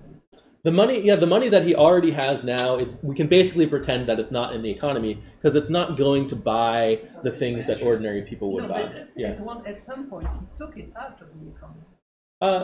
At some point it was in the economy and it got spent and it ended up with him.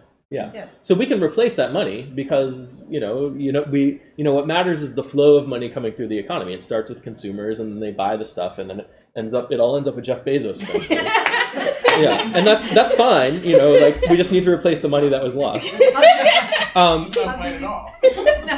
It's. I mean, like, that's maybe it's not fine, but it's it's the way the economy works. Like, a lot of people think that money circulates in the economy, but the economy is not a circuit. The money kind of flows in one direction. It flows from consumers to producers to the people who accumulate the money. Like, that's just how money works. But how do you Like, that's how it works in a really messed up system. That's how it's always going to work. People don't sit on cash. They don't sit on cash, right? Like, they buy equity, they buy some equities, and they buy some fixed income investments. Yeah, exactly. The equities that they buy finance more productive capacity. So they turn that cash. How it's supposed to work. Yeah, that's the story. That's the story that we tell. I mean, that ties into paying people to do the work, right? Like, they buy Tesla stock, and then Elon can build a factory or whatever. So yeah, I mean, what it comes down to is we've got to have some mechanism for getting money to consumers, and in terms of, like, funding, the financial markets, funding investment, and all of that, what all that boils down to ultimately is, the labor market. How much money is going to funnel to consumers through the labor market, and you can like, you don't really need to, like, analyze all the details of where that money is moving around. All you need to look at is, well, how much money is going back to consumers, and that's how much stuff we're going to produce, because we're producing for consumers. So that's the mechanism. So we tweak that mechanism to get money to consumers, and the amount of production in the economy is ultimately constrained by consumer spending. We're not going to produce what people don't have the money to buy. Does that make sense? So, Jeff Bezos might be buying all kinds of assets and everything, but if those assets don't lead to people being hired, then the consumers aren't getting that money back. The money doesn't circulate, and it's not I mean, I know that Joe feels like this is a messed up, economy or something. But money is not. Elizabeth and Joe need to like. Yeah. But money is not supposed to circulate perfectly. Like there is value to being able to accumulate money, to say like, oh well, I want more money, I want to be richer. That creates an important incentive in markets too. And it only hurts people if they don't have that money anymore. But if you replace that money that's gone, they can still buy all their stuff. But how do you replace? You replace it by issuing new money and paying it out. So, issuing, just creating money? Yeah. You don't have to take it away from them first? No. I mean, so there's. You don't have to Right. tax anyone. You don't have to tax anyone. Yeah. Just So make more. So if you want rich people to have less money for whatever reason, you can tax them and do it for that purpose. But that doesn't actually allow you to give money to other people. If the economy had room for you to give money to other people, had room to pay a basic income, then it has that room, it has that productive capacity. And taking money from Jeff Bezos or Bill Gates isn't going to make a difference in how much room there is in the economy to produce more stuff for people. I don't understand, because I we've thought about this so much more than I have. Yeah. In the ways as well, definitely. But like, so if, let's just say hypothetically, we put Jeff Bezos' head on a stick and take everything. We turned him into a pinata and hit him until the money flies out. This is being recorded. This is so horrible. Yeah. Just a sharp stick as a warning. Okay, all right. And we take that money and give it away. Yeah. That is related then, because like once there's more money in the system, yes. There's no difference, Except no Bezos difference doesn't between have doing that that and making up $20 billion new dollars and giving them to those people. Well, Jeff Bezos can keep his little pieces of paper in his bed. But what if we have the 20 million or the 20 billion or whatever in this? We print $20 billion worth of money, and then Jeff Bezos decides to spend. Like, don't we create a problem? Yes. Yes. No, Yes. then the market will react. Yes. Yeah. That's right. So Right. this is only true This is all about insofar spending. It as doesn't matter who Bezos it is. isn't really taking that many resources away from the productive economy. So what Alex likes to think of is instead of tracking dollar per dollar, you track the resources. So like to the extent that Jeff Bezos is like using up a lot of resources, then you do need to kind of curtail that to maybe give those resources elsewhere. But Alex's argument is that on average, dollar per dollar, a wealthy person is using up fewer productive capacity resources per dollar than a person with less money. Right. So Jeff Bezos could decide to be a jerk, or more of a jerk than he already is if you think he's a jerk.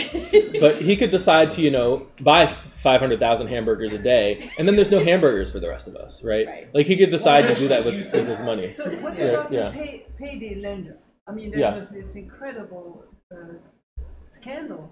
This guy who is a race car driver, celebrity, and he's in jail, 16 years sentence because he just took money, he siphoned money off of people who could barely survive.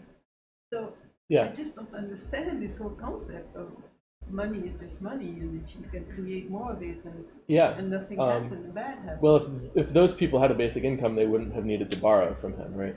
Right. But we don't have a basic. But we're not saying it's not bad to take people's money like under the current system. To take poor people's money is clearly bad. That's not what follows from what Alex is saying. Well, I have some opinions on payday lenders that are not popular. Well, you have some opinions on a lot of things that aren't popular, but I wasn't speaking about payday lenders in particular. Yeah. I'm just saying, like, under the current system, the fact that those people lost their money is a big deal for them. That's not. Yes. That's not inconsistent with what you're saying. I think. Right. That is not inconsistent. Just because the government can create money if there's room for more money to be spent in the economy doesn't mean that people aren't in trouble if the government isn't doing that, right? So I can't just create money. I mean, like, I can create money in the sense that Bethany trusts me and, I say to Bethany, I owe you $5 if you buy me this sandwich, then we've kind of created money in that sense. But I can't create money at the level that the government does. Is that? No, that's not answering your question. Okay.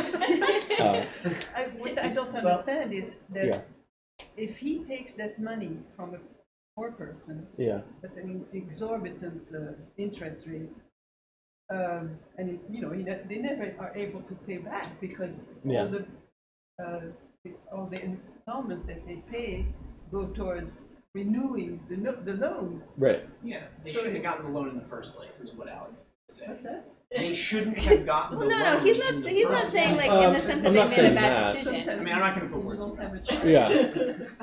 Yeah. So what's the question? The question is that if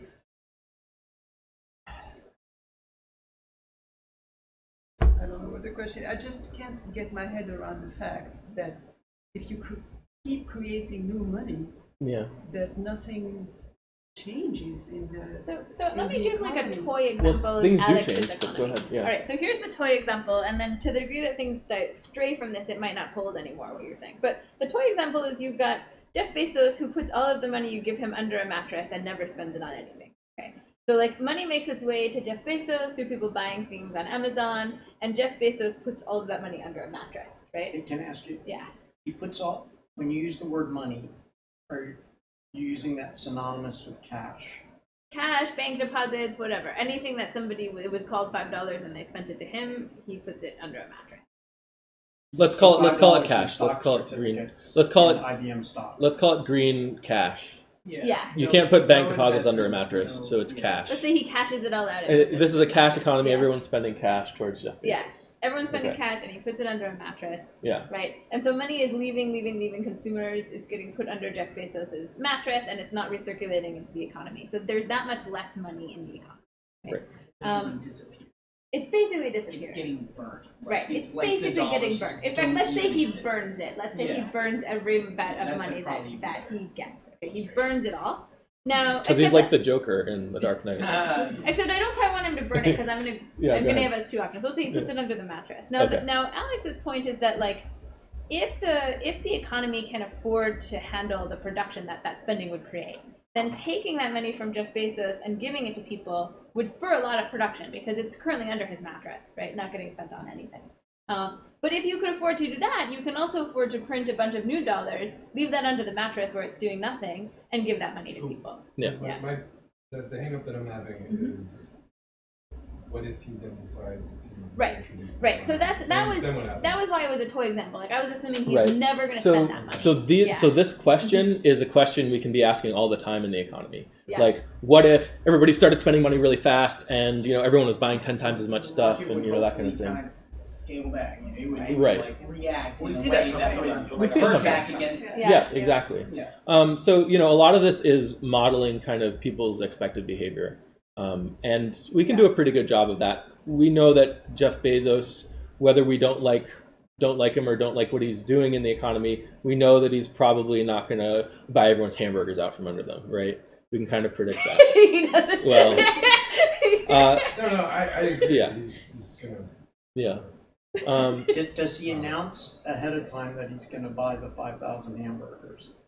Well, that would also affect prices of things. And It'll be a run. Yeah. It'll be a run. Run on hamburgers, yeah. But I think Alex thinks of like taxes as a way to reduce the use of resources, for example. So like if you were concerned that like say there's a scarce resource and it was all going to yachts or something like that, then you might want to tax yachts and like make them really expensive or Right. that kind of thing to like free up that resource for other people. So it's more about like following where the resources are getting used. Yeah. Yeah. And then that's the amount of resources that are available for production actually determines how much consumer spending we can sustain, and therefore what level of basic income we can sustain. What? Yeah. I'm a little kind of convinced by this view, but one thing I don't get is different kinds of things that people spend money on have really different amounts of this kind of elasticity, like capacity for more to get Yeah. into. Right. That's right. Right? That's right. And like, Yeah. I think a couple times when I've started to try to explain to somebody, the thing they say right away is the landlords will jack up the rent and they'll get all the money. Right. Yeah. Right. Because you could imagine like there's a city, people from there have a lot of identification, they don't want to move away. Right. It's a city where all the apartments are owned by absentee landlords. Right? Like in that kind of situation, you could get that outcome. So we're going to answer this question really quick in the minute we have left. So Yeah. what's the negative feedback from that situation? Yeah. So you can imagine if you imagine a world in which there's a specific amount of land and it's all taken up and people need to live on it and they don't have any choice but to pay rent, and there's a certain number of landlords who own that land, then increasing the basic income is going to increase the rent, and that is true. In the real world, we have some places that are really expensive and some places that aren't as expensive, and some people are mostly indifferent between living in one place or another place. So let's take New York and Nashville. There are people who are indifferent between living in New York and Nashville, and some of them happen to be living in New York and some of them happen to be living in Nashville. If you introduce a basic income, now the basic income stretches further in Nashville, so you've increased the quality of life more in Nashville than you have in New York. So some of the people who are indifferent, who are living in New York, would now move to Nashville, and that creates downward pressure on real estate prices in New York. So where you see these real estate bubbles and these really high prices of real estate, something like a basic income would actually help take some of the pressure off and maybe cause those markets to crash because they're so high, partly due to speculation. That's my answer. Your identification with the city. Yeah. So there are some people who are going to identify with the city, and the people who identify with the city less are maybe going to move away. That makes their rent cheaper too, because now there's less demand for that property. Yeah. That's assuming a lot of freedom of movement. Well, when you have money, you have a lot more freedom of movement. Yeah. It would go up on average with the basic income. Yeah. I mean, that's just like the norm. Yeah. There are some people who still wouldn't have freedom of movement, but of the ones who do, there would be some kind of effect there. There would also be less. Most people are not indifferent, but there are some people who are kind of on the edge between whether they want to live in one place or another, and then quality of life improves in Nashville. So those are the ones that drive. Those are the ones that drive to Nashville. Yeah. No, they drive the change. The change, yeah. Oh, they drive the change. Yeah. The ones who don't care about where they live necessarily. Right. Or they care, but they really like New York and they really like Nashville, and they happen to be living in New York, and now Nashville improves because their money stretches further in Nashville and they're getting a basic income now. And some quality of life differences would be really big if you're giving everyone the same basic income. Some price differences are so different in some places. All right, so that's my quick answer. I could talk about all of this stuff forever. But the other answer is that if there's something that's rigid, he's arguing real estate isn't, but if there's something that's rigid, then it would increase in price. That's a particular. Right. If you create an artificial scenario. Yeah. Sure. Or a good one. A good one is meat. I was just going to say meat. So the price, if you gave everyone a basic income and they had more money to spend on food, it might not increase the average price of food. But meat is something that's really resource intensive. So there's going to be more competition for meat, and it would drive up the price of meat. So that's an example. Yeah. It's not necessarily a bad thing. Yeah. Are you vegetarian? No, but I understand meat's impact on the environment. Yeah. Well, that vegan. Okay. All right. Thanks, guys. What's the next topic? Oh, the next one is going to be about cryptocurrencies, and it's on Halloween. So if you guys are unpopular and don't have a Halloween party to go to, you're having it on Halloween. Having it on Halloween. Wow. Cryptocurrency. It's like spooky cryptocurrency Halloween. Yeah. All right. See you next week. Alex and I You don't have to wear